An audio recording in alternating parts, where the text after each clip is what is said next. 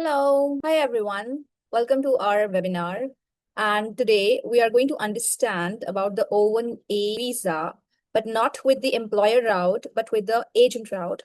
And we have our expert to make more clarity on how the O-1A agent route works. We have Deborah, and she is herself an O-1A agent, and she has been navigating a lot of people who are more into the extraordinary route going for O-1A visa. So we are going to understand the process, the documentation part, what it is needed, how to navigate it in a smoother manner, what are the preliminary documentation that is required to keep in mind, what are the things that needs to be taken care of in terms of itinerary and etc., how the process looks like from the attorney's aspects as well. So thank you so much, Deborah, for joining us and explaining us. This session is going to be insightful for sure. And thank you so much for joining us and helping all our audience who wants to navigate their O-1A visa. Over to you. Hi, nice to meet you all. Thank you so much for having me. I really appreciate it. I'm super excited to join and give this overview. It looks like we've got some people trickling in. Give everyone a second. Yeah, I think we're good to go ahead and get started. I'm sure there'll be some more people that join over the next couple minutes, Yeah. but I'll go ahead and jump right in. Do you need me to let in the participants that are in the waiting room, or are you going to do that? Yeah, I'll take pop-up, care. so. I'll take care. Okay, awesome, great. I just didn't want to get distracted by the pop-up. Awesome, great.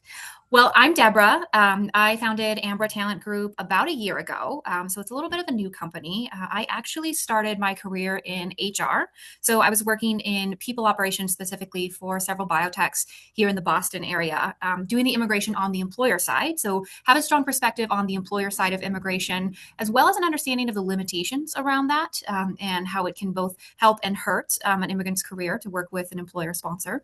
And I had a really unique opportunity when somebody close to me who is an immigration attorney approached me to discuss the O-1 agent, why it's needed, their need to have somebody trustworthy to be an agent petitioner in this growing. There's been a lot of more interest in the O-1A and the O-1B route lately, especially with all of the changes to our immigration landscape, and saw an opportunity to really provide some supporting structure for people who don't want to or have a traditional employer to work with. So I've been working as an agent for both O-1A and O-1B clients for the past year. I've brought some examples to share with me, as well as some details about the structure. And then I'll try and get through the slides fairly quickly because I'm sure there will be some questions that people will have. And so we'll try to leave the second half of this open for Q&A so that you can all ask your questions. And I will also share my email with you later if you want to book an individual consultation. So let me get my slides pulled up and share my screen with you all. Give me just one moment. Right. Swati, can you just confirm that you can see my screen all right? Yes, it's visible. Excellent. Great. Let me just present this and jump right in. So this O-1 visa agents, everything that you need to know. This is just a quick snapshot of what we're going to be covering for the next approximately 20 to 30 minutes. Briefly touch on the O-1 basics, the petitioner question, what an agent is and what they're not, various filing structures, pitfalls in process. I think it's really important to highlight common mistakes that can be made here, and a brief summary of what your O-1 team looks like to ensure that you have a successful O-1A petition. Really quick, most of you probably come into this already knowing a bit about this, but I just want to touch on what the O-1 visa is. It is a work visa. It's a temporary visa targeted for individuals of extraordinary ability, those who demonstrate sustained national or international acclaim in their field. It's not limited to any fields. I've seen O-1As range for anyone from dog groomers to ski instructors to tech founders. If you can prove that you are at the top of your field, you have a chance of the O-1 visa. O-1A is for sciences, business, education, and athletics, and O-1B is for arts, motion picture, and television. That would be typically where someone who is an influencer would fall under O-1B. About 70% of my clients right now fall under O-1A. I would say I'm a little bit more experienced with O-1A than with O-1B, but I do support both. So the O-1 visa does require a US petitioner. It cannot be self-sponsored. You cannot petition for your own. Someone in the US must file for this visa on your behalf. The US recognizes three different options: a US employer, which historically has been the most common route, the US agent, which is what I do, and an agent who is an agent for a foreign employer. My agent petitioner services fall under both, being an agent for both an individual and an agent for a foreign employer who wants their employee to come and do some work in the US under the O-1 visa. And what exactly is an O-1 agent? The O-1 agent is the US-based person authorized to act as the petitioner on your O-1 visa. On the I-129, where it asks for the petitioner's signature, my name would go right there as the agent petitioner. The agent is the one signing that form, vouching for the work that you're doing, and is responsible essentially for maintaining your visa while you're in the US. They are not your employer. This is not a model that I work with. Typically, an agent is not employing you directly. They are simply documenting the itinerary of work events that you will be doing while you're in the US. It's really important to distinguish between the employer versus the agent. If you're someone who has one or multiple employers, the employer is the person you're working for, they pay you. The agent is the person who is documenting your work and standing in as the petitioner on your visa filing. Two completely separate roles. Let's take a quick look at who the agent pathway is really built for. The vast majority of people will fall into these 4 bucket categories. Founders and entrepreneurs, people who are starting their own company. There are definitely paths where when you start your own company, you could potentially have your company sponsor you, but many people are just starting out and their company is not yet set up or structured in a way that they are able to sponsor the individual. And so for those who are very early stages and starting out, working with an agent as the sponsor is a very effective path forward. Multi-employer professionals, I actually think that with all of the economic and work changes over the last couple of years, this is just becoming more and more common. People want their full-time job and they also want to consult a little bit on the side, or they want to monetize their YouTube channel, or they want to publish a book. This is, I really think, the area where we will see the biggest growth and more people taking control of their careers long-term. Foreign employee talent. This is an example of when there's a foreign company. For example, I recently received an approved O-1A for an individual who was working for a Canadian company doing cryptocurrency investigations, but had contracts with US companies, both companies, individuals, and law enforcement. And so they used an agent to sponsor his O-1 visa so he could do his work here in the US. So that's an example of how the employer or foreign employed talent can work with an agent. And then portfolio careers, similar to multi-employer professionals, anyone who has a full-time job and wants to do a little bit of extra on the side. Many visa types limit you to only making money from your one employer, the one who's sponsoring you. I can't speak for all the visa types, but particularly H-1B, TN, those all limit you to only making money off of one employer. Whereas if you work with an agent, you can receive income streams both from your employer and also from any of the side hustles that you want to engage in if you've listed them in your O-1 filing. Let's briefly look at the employer versus agent and what's different, what's similar. Just want to touch on a couple points here. With the employer petition, you are being sponsored for one job at one company. You are tied to that employer. The benefit is that the employer typically pays for it, but the risk is that if you lose your job, you also lose your work authorization. I know many people have been in that position the past couple of years with the stress of layoffs and having to find a new sponsor within a certain period of time. So that's typically where there's like the biggest risk with an employer-sponsored petition. Side work is generally not permitted. And then if you want to change roles to move from one full-time job to another, typically you need to find a new employer to either transfer your visa or file a new petition for a new visa for you. With an agent-based O-1, this sponsors a portfolio of work across engagements.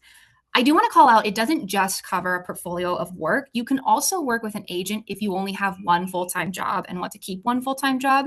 It's less common, and it can open you up to a little bit of extra scrutiny. I have seen people get requests for evidence when they only have one full-time job listed, but I've never seen a O-1 visa denied because they only had one job, and it is becoming much more common. I'm working with a couple people now who are filing with an agent with just one job. So that was a little side note, but it covers a wide variety of portfolio work that you want to do.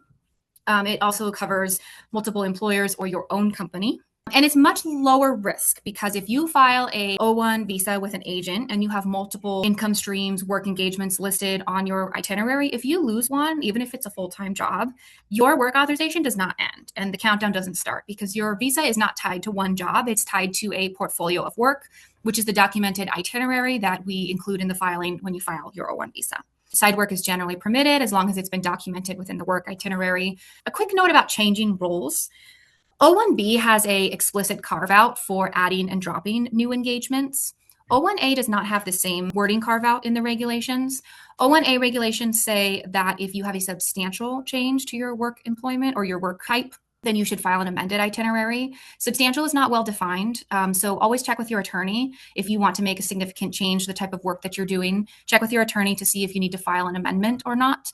For part-time roles that are really similar, most people don't need to file amendments if they want to change one. For full-time jobs, most attorneys will tell you you should file an amendment. It's easy to get into the weeds with that one, so we can talk about it a little bit more later in the Q&A if you have questions about it. But I do just want to call out, you should always check with your attorney if you want to make any substantial changes to the work that you're doing once you're on an approved O-1A. Okay, so 3 ways to build an agent-based petition. Multi-engagement. This is for somebody who has multiple clients, multiple employers that they're consulting with. I recently did one for someone who works in finance technology, specifically around the product Workday. And so she has a 30-hour-a-week job, a 10-hour-a-week consulting gig, and then a 20-hour-a-week founder support role. So really like dipping into all three of those buckets there. And so someone like that would fall under this multi-engagement example. Foreign employer, we've already talked about a little bit. This is when it's a foreign company that has an individual that needs to do work in the US. If a temporary visitor visa is not sufficient, which if it's ongoing work often isn't, then they can use an agent to sponsor the individual for the time that they will be working in the US. And then again, founder structure. If you are starting your own company and you don't have a board of directors or somebody you report to who has the ability to fire you or demote you or terminate you, then you may not have the structure in place needed for your startup to sponsor you, in which case you can use an agent. I also have a lot of clients who have a full-time job, but then start an LLC to host some of their consulting work. I think that's a pretty fairly common arrangement that I've seen. And so that's kind of a mix between the multi-engagement and founder structure, but it allows you to keep your full-time job while also founding your own project on the side, which as somebody who did that for the first couple of months is something that I am definitely a fan of. Quick overview of what the agent model unlocks for you. We touched on this a little bit, but I would say the number one reason why people come to me for agent sponsorship is that stable work authorization. Again, with all of the changes over the last couple of years, there's a lot of interest in pathways that give you more control over your work career. Or, if you are moving from, say, H1 to O1 while you have a pending green card application, this gives you that stability and longevity to buy you more time while you're waiting for that. Also unlocks the ability to have multiple income streams. Again, this doesn't have to look like W-2 work. It doesn't have to look like consulting. It can be wanting to get paid for public speaking, or it can be doing some consulting for your friend's company and receiving equity as payment for that. Equity does count as payment for the purposes of the O-1A petition. Anything that you can imagine that you might want to be working on and making money or obtaining equity from can be included in an agent-based O-1. It's founder friendly and gives you that career flexibility to pivot between roles, build out a portfolio of work and really give you that like umbrella to unlock a full itinerary of any work that you want to do while you are here in the US. Just a quick overview of what an agent does and doesn't do. The agent does act as your official petitioner. Typically, and occasionally the attorney will do this if they wish to, but usually the agent will actually take the itinerary building work off of the attorney's plate. They'll work with you directly to document the work that you want to do while you're in the US, gather some of the supporting documentation needed, like the employer acknowledgement letter and letters of intent. I'll show you some samples of those in a little bit. They sign the petition at the time of the filing. This one is huge. We keep audit-ready engagement records. If you are going to work with an agent on your petition, make sure that they are a legitimate agent who will be accessible if USCIS ever reaches out to them to audit your work itinerary. While it's rare, it does happen. At any time, USCIS could ask me for an updated itinerary or notes on what my client is working on. So it's very important that I respond to that in a timely way and present them with accurate records. Any RFEs that you receive along the way that may relate to the work that you're doing or the work that the agent has done for you, the agent should be cooperative and accessible and helpful in resolving all of those. Some things an agent does not do. We can't provide legal advice or representation. I always try to be really careful when asked legal questions, which I often am, to direct people back to their attorney or, provide examples of what I've seen clients do in the past. But this is an area that agents do need to be very careful in because generally speaking, we are not licensed attorneys and therefore cannot provide you with legal advice.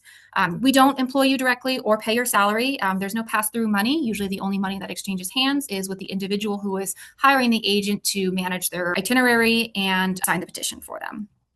We are not a replacement for immigration attorneys. I do always encourage my clients to work with a trusted immigration attorney. I know many of them. Swati here is fantastic. You can work with any attorney, but we do not replace them. It is still very important to work with an attorney that can help you line up your whole visa strategy and give you that overall guidance that you need. An agent cannot determine your O-1 eligibility. You should talk to an attorney about that. And we don't actually file the petition. So the agent is not going to print out the documents and file them with USCIS. We are only going to sign the petition. Your attorney is the one that actually files those documents. And of course, working with a good agent is necessary to document your itinerary if you're going to go the agent route, but we cannot guarantee USCIS approval. And so it's really important that we are transparent about never guaranteeing that you would get an approved visa. And if anyone guarantees you an approval, that's generally not a good sign because no one can guarantee that, but we can do our best to document everything and give you the best chance of success. My role as an agent, when I start working with somebody who wants to file an O-1A agent-based petition, work with them to build the itinerary. I will provide them with a employer engagement letter sample if they need one. A lot of people already have offer letters, but many of my clients will ask me to draft them for them.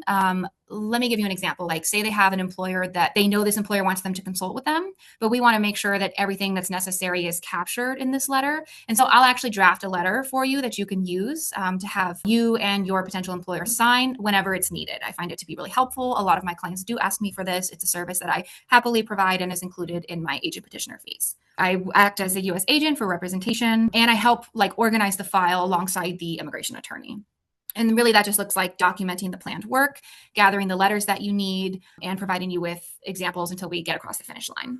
I do want to show you briefly, and these are redacted to maintain confidentiality, but I think it's really helpful to see sample work itineraries that we put together. So this one on my left, it might actually be your right, the one with the requested period July 2026 to July 2029. This is actually for a comic book illustrator from Singapore who's been super wonderful to work with. This is a very extensive, it goes to full 3 years, but I've just captured the first year and a little bit of year 2 so you can see what we're documenting. This is going to show USCIS why this individual needs to come to the US for work. That's really what we're accomplishing with this work itinerary. As you can see, there's a lot of conventions and projects. Singapore is on the other side of the world. It's really hard to collaborate when you're in a completely opposite time zone, as I know many of you know. And so this itinerary helps to make the case that she needs to be in the US for work. This one is getting filed next week. I'm really excited about it, but it hasn't actually been filed yet. This one on the right is for a more traditional O-1A where somebody has 2 different roles. One of them is full-time, one of them is part-time. They're both engineer, project-based roles. It's just 2 of them, but this individual is filing with an agent so that she can work both of these jobs. And one of them doesn't quite last the full 3 years, but that's fine because she still has 3 years of work documented here. One of them full-time ongoing and one of them part-time through the middle of next year. And on the far right, you can see where the itinerary is tied to a custom letter that I write that just documents the work, the agent relationship, and it has my signature. It's not the full letter, but it's captured the meat of it here with these screenshots. Hopefully this is helpful. Happy to dive into questions about the work itinerary when we get to the Q&A section. This is another example of a letter of intent that I drafted for someone. I've mentioned him earlier. Actually, this is a ski instructor from Turkey who has a really robust list of projects that he wants to do here in the US. And he went out and found these people that he wanted to collaborate with, but he wanted my help in actually crafting the letter of intent to make sure that everything is captured, because we do want to show that there's ongoing work for up to 3 years. We want to summarize the work that he would actually be doing. And we also want to capture this agent acknowledgement within the same letter so that we have all of this in one document. It is really important for employers to acknowledge that you're filing with an agent. There's a couple different ways that they can do that, but usually it's a paragraph or 2 that's added to a letter that they sign off on. Hopefully those 2 examples were helpful. I want to chat a little bit about what can go wrong with an O1. I don't want to spend too much time on this because we all want our O1s to be approved, but I think it's really helpful to know about potential pitfalls that can happen. Having the wrong petitioner type. If you have a full-time employer who's sponsoring your O1, that's great. But if you also want to do work on the side, if you include that work but only have your employer petitioning, most likely your case would get denied. Or if you don't include that work but still do that work anyway, if down the road you end up applying for EB1 or EB2 and they look back and audit your work records and see that you were working outside of your authorized O1, that could potentially derail your plans many years later. That's the worst scenario. We don't want that to happen. That's why it's really important to make sure that you are operating within the bounds of the visa type that you are receiving. The documentation part is really important because if you are going to file your visa and say you have 3 different work engagements, either part-time or full-time that you want to work on, but you don't provide the supporting contracts or employer acknowledgements, not including those would most likely result in an RFE. So it's really important to get all of that documentation included in the initial petition that you do file. Founder control issues. This would be if you are setting up your own company and you want it to sponsor your own visa.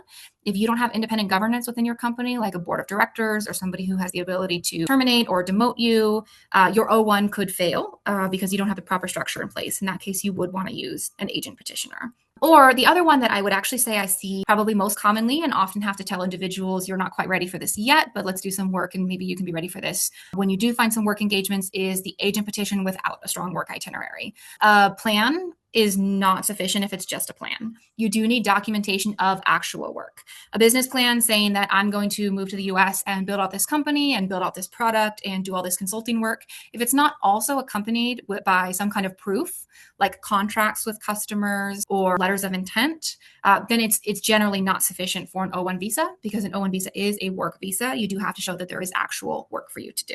So documenting that is super important. A super brief overview of the process end to end, what it looks like to work with an agent. You have a consultation directly with the agent. This can be before or after you have identified an attorney that you want to work with on your O-1 visa. The agent can be brought in at any point. Sometimes I'm brought in very last minute, and for like a rush case that needs to be filed, which I can definitely adapt to. I get a lot of those. Or sometimes I'm brought in at the very beginning when somebody's just starting to think about their visa journey and wants to understand if the O-1 with an agent is a good fit for them. Number 2 is the petition building. This can take anywhere from 2 weeks to several months, just depending on where you're at in the process with your attorney and everything that needs to be documented. This is when we work together to build the itinerary. I draft a petitioner statement. This is just a document that covers the work that you'll be doing, and then sign the petition for filing. And then after you have an approved visa, it's just the compliance part. Generally pretty straightforward. I have to maintain records of your work. I need you to update me if there are changes to your engagements or you add new engagements. I typically check in quarterly with my clients. I find that quarterly is a good cadence. I'll send you a reminder email asking you to let me know if you've added anything new or dropped anything. And then I check my mail every day to see if USCIS has reached out with any inquiries and respond to those immediately, because this compliance piece is very important. Getting an approved visa isn't all of it. You do also need to maintain compliance once you have that approved agent-based visa. Already touched on this a little bit. Compliance is not optional. The last thing that I want is for clients to think, yay, I got an approved O-1A or O-1B and I never have to talk to my agent again. You don't have to talk to me a lot, but those occasional check-ins are really important, because again, I am responsible for responding to USCIS if they reach out and ask for an update on you or an updated work itinerary. Here's a couple like real world examples of people who use the O-1 agent route.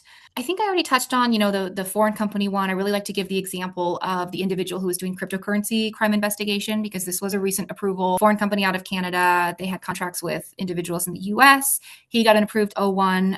He had a really strong case and a really strong work itinerary. There's a lot of work that we did to document, what he would be doing while he was here in the US. And so that one was approved without an RFE very, very quickly. Another one that's actually in progress now is an individual who has a full-time job, but wants to do some consulting and support for, it's actually their cousin's startup. It's not a paid role, it's an equity-based role, which is actually fine because they'll receive compensation for supporting this startup and receive a percentage of ownership. And so filing the agent-based O-1 allows him to keep his full-time job while also doing this consulting. He is working through an RFE right now, but it's actually not related to the actual petition. It's a biometrics RFE. So he has to go in and submit some biometrics information, and then we should get the results of that within a week or two. So knock on wood, I think it's a strong case. Hopefully that gets approved quickly. And for multi-employer, I think the example that I showed earlier of the construction project specialist who has a full-time job and then also a part-time job with a staffing agency is filing with the agent so that she can unlock the ability to work both of those jobs at the same time. Quick snapshot of all of the players in your successful O-1A petition. There's you, the beneficiary, there's your attorney who does the legal strategy, and then there is the agent who is the structural anchor, bringing it all together and giving you that petitioner support so that you can actually file with a petitioner signing the case when it's all ready. Okay, I know I just talked for a lot and I want to give plenty of time for Q&A. There is I'll drop, either drop it in the chat or have Swati share this later, like my email if you want to reach out for an individual consultation. But if you have any questions that I can answer right now that you have been thinking about with the agent route, I am happy to answer them to the best of my ability. How does the Q&A typically work? Do they drop it in the chat or come off mute? Okay, so you guys can drop a question on the chat box. And if somebody wants to ask, please unmute yourself. I believe Nikhil. Hi, thank you for the time and everything, the information they're given. I have only one question. So how the things work in terms of people are opening their own company and then having someone as a founder and then generating those work itineraries for them? Is the question how you document the planned Yes. work? Yeah, so opening a company, like starting a company and saying, I want to offer this service or I want to sell this product isn't quite sufficient because you still have to show that there's paid work. And so, where you typically might say, I can show I have paid work because I have an offer letter from an employer, when it's a startup, you have to show you have paid work through your customer or client base. So, it's actually a little bit less straightforward. There's multiple ways to do it. I have clients who have individuals that want to hire them. And so, I'll give them custom letters of intent that they can give to their clients. Where their clients can show that they want to hire you for a certain service. You can also submit business contracts, like if you have an actual contract in place with another business, or if you have a product or like software as a service that you're selling.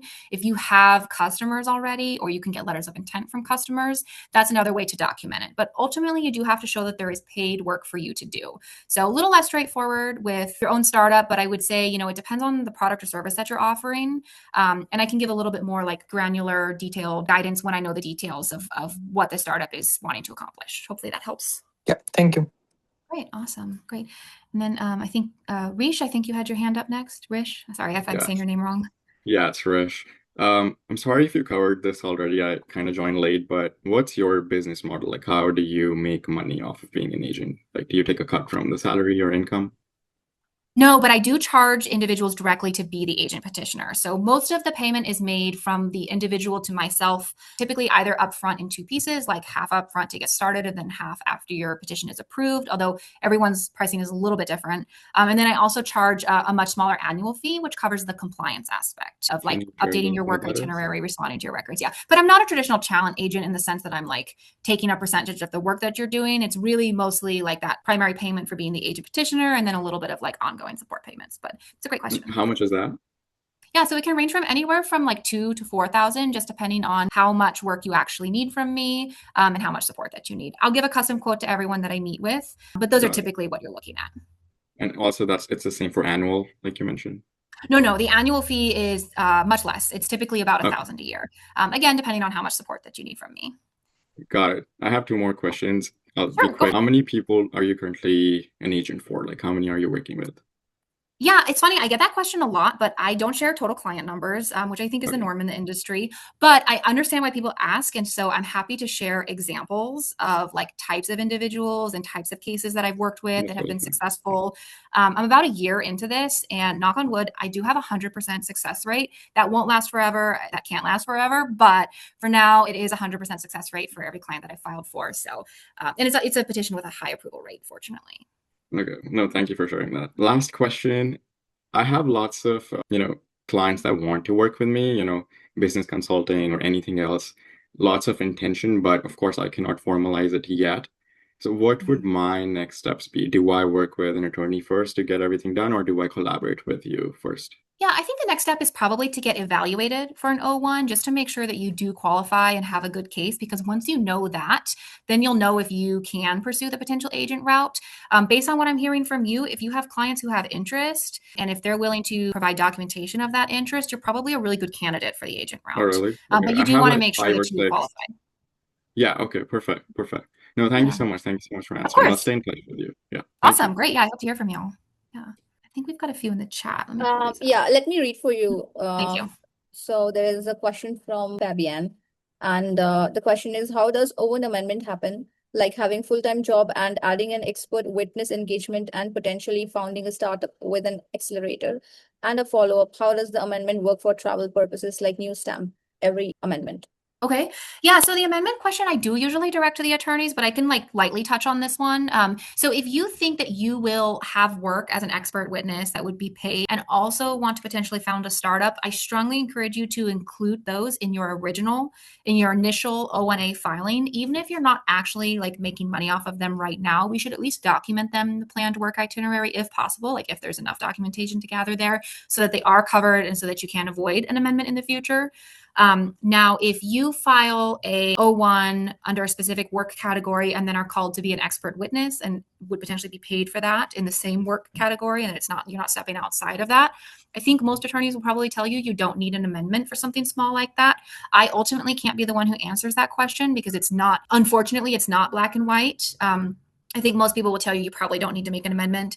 If you want to start a new company after you already have an approved O-1A petition, I think most attorneys are going to tell you you probably should make an amendment. And the amendment process is really just a resubmission with updates of your O-1. Every attorney will provide you with like their own quote for that. The annual fee that I charge individuals actually covers unlimited amendments from my perspective. So I can give you an updated petitioner statement or work itinerary at any point that you want to make an amendment. But the question of should you get an amendment, always direct it to your attorney. I don't believe you need to get a new stamp for every amendment, but I'm actually second guessing myself a little bit. So I might have to follow up with you on that one. Hopefully that helps. Yes. Next question is, can a foreign legal professional working for a US employer for more than 10 years remotely file O-1 visa through agent? Yeah, potentially. More than 10 years is I don't think that matters actually, although that is an admirable amount of time to work for a single employer. I respect that. But yes, you can file for an agent-based O-1 when you are outside the US, as long as that US employer is willing to give you the letter that acknowledges that you're filing with an agent. I have a couple different templates that can be used for this. Usually I would just need a copy of your original offer letter, or if it's been 10 years since you got it, probably a current employment verification would be included as well. Acknowledgement from the employer that you're filing with the agent. And then yes, you can file from outside the US to come work in the US as long as you have a strong case for the need for that. Okay. Nikhil, you have raised your hand again.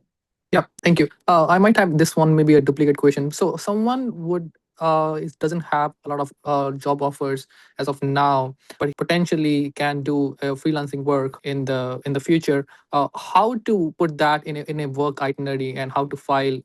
Does the O-1 agent route works well for them? And if so, how to manage that? Yeah, I think, future work is tricky because you do still have to document that there is real work for you. So if it's maybe someone will hire me for this, most likely that's not going to be sufficient for an O-1 work itinerary. If it's a letter of intent from someone that says they want to hire you for a specific time period, it doesn't even have to be a particular date listed. It could be, I've seen, we want to hire them once they get an approved O-1. That can be sufficient. But if it's not real work that is definitely going to happen, it's probably not going to work for the O-1 itinerary. Does that answer your question? Yeah, it does. I have only one follow-up question. So does it has to be one offer letter, or it should be like multiple offer letters for 3 years, and also the work authorization you get on the spot, like for example it is approved, so you get stamped, and that's only, there is no EAD, right, for that? No, I mean, once you get an approved O-1, you get approved for a validity period that starts on the date of your requested petition. Now, I think the question of one versus multiple work engagements is actually a really interesting one because technically there is not a minimum or maximum required. Many attorneys will say it looks stronger to have more than one, and I do agree with that, but it's not required to have more than one. The key is that you have to demonstrate that there is 3 years of work if you want a 3-year visa approval. If you have less than 3 years of work, you may get approved for less than that. Sounds good. Thank you. Mm-hmm. Okay. The next question is, can PhD graduates apply for O-1? What do they have to include in work itinerary? Yeah, same rules for PhD graduates as anyone else. You have to show that you are at the top of your field by meeting 3 of the criteria, which an attorney can evaluate for you. And then for the work itinerary, you just have to show that there is paid work for you to do. This is quite a flexible requirement. And again, payment can be cash compensation. It can be performance-based bonuses. It can even be equity in a startup, partial ownership. But you have to show that there's compensation and that there's real work for you to do. It can be anywhere from a formal job offer or a email exchange between someone who wants to hire you. Often that's not quite enough on its own, but it does provide some supporting documentation, or it could be letters of intent from people who want to hire you or partner with you. Yep. Okay. Thank you. Thank you for answering those so quickly as they're popping up. I appreciate it. And the next one is it possible to start and run an LLC? And can we travel? Can we spend 6 months or more? How much is the cost included with the approved period? Okay, there's a lot to answer. The travel question, I have to defer to an attorney. Yes, you can travel in and out of the country on an O-1, but for specific time period questions, definitely clear that with your attorney. Costs are going to vary by attorneys. I mentioned this earlier, I do a custom quote for costs for each individual that I work with for my part, but attorneys' fees are separate and each attorney will quote you their own fees. But yes, you can start and run an LLC on a agent-based O-1. It's super common. I think at least 30% of my clients have their own LLC when they file with me. Okay. One more question, Deborah. It's just somebody wants to understand a bit more about O-1B. Mm-hmm. That's it. Okay. Do they want to come off mute and ask or drop it in the chat? Let me see. I think it's NM. I did ask for the specific question. So specific question is what kind of specific job comes under this category? Oh, okay. Yeah, O-1B is really interesting. It's really like the artist visa. So I can give you an example of someone I'm working with who's filing an O-1B. It is a couple from Turkey who has a cat YouTube channel. Super funny, super niche, but they are artists. They make performance art and they fall under the O-1B. There's been some articles lately in the news about influencers getting O-1Bs, people who have massive Instagram or YouTube followings. I'm chatting with somebody now who has a YouTube channel dedicated to cars. He would apply for an O-1B. And yeah, it's kind of like the influencer visa right now, but traditional actors, which I don't typically work with because actors often actually have their own actual talent agencies that will sponsor them. But everyone who doesn't fall into that normal, like would be represented by a talent agency who's placing them and taking a cut, would work with an agent on their O-1B petition.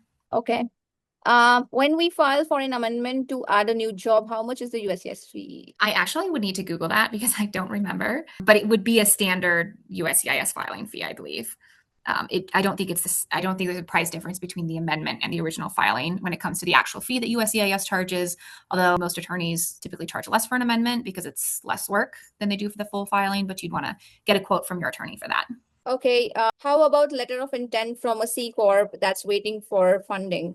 They are willing to write project work but cannot write amount right now.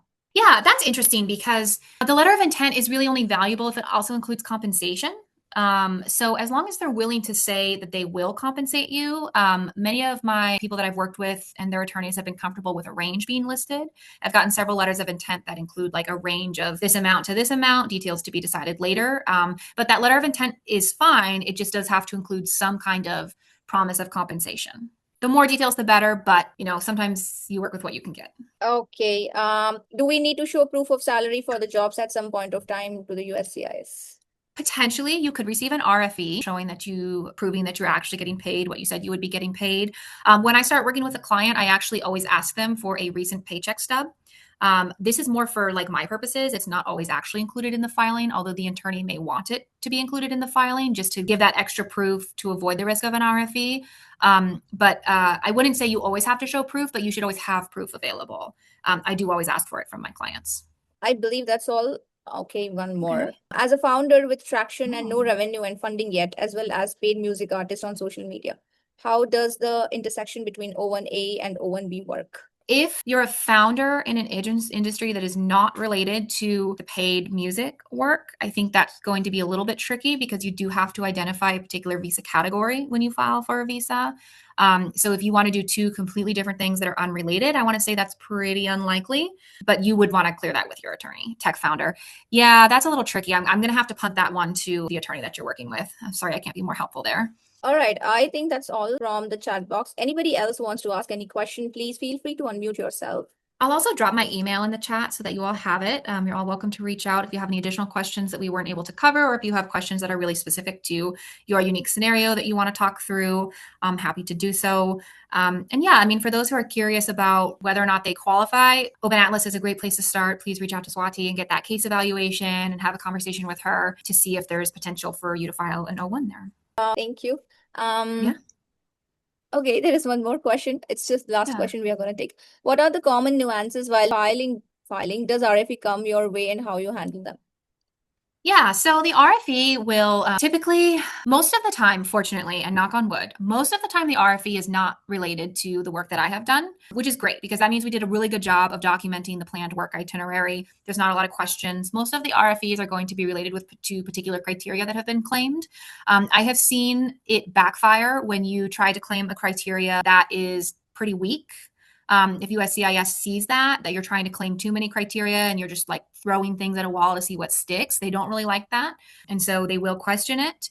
The other one that I've seen that I didn't love is the biometrics RFE that my O-1A applicant got recently. I think it was USCIS kind of being a bit of a pain in the ass and saying like, you need to go get your fingerprints, even though he's had them done before and there was nothing wrong with his filing. So I don't love to see that because I think it shows that USCIS is potentially being difficult for the sake of being difficult, but I don't want to speculate too much about that. So yeah, but I saw your comment. Yeah, usually the RFE will go for the criteria and the attorney primarily will respond to that. But anytime it's related to the work itinerary or the documentation that I have gathered with my client, I'm super accessible to respond to this right away because I know how stressful these can be. Yeah. So one more question, Dave. Do previous employer-based O1 approvals help in getting O1 agent-based approval? That's a good question. They are independent of each other. A brand new O-1A filing is typically treated by USCIS as a brand new filing. They are not necessarily looking at, and they may not necessarily know that you have had a previous O1, although they might, depending on how you've filled out the actual petition.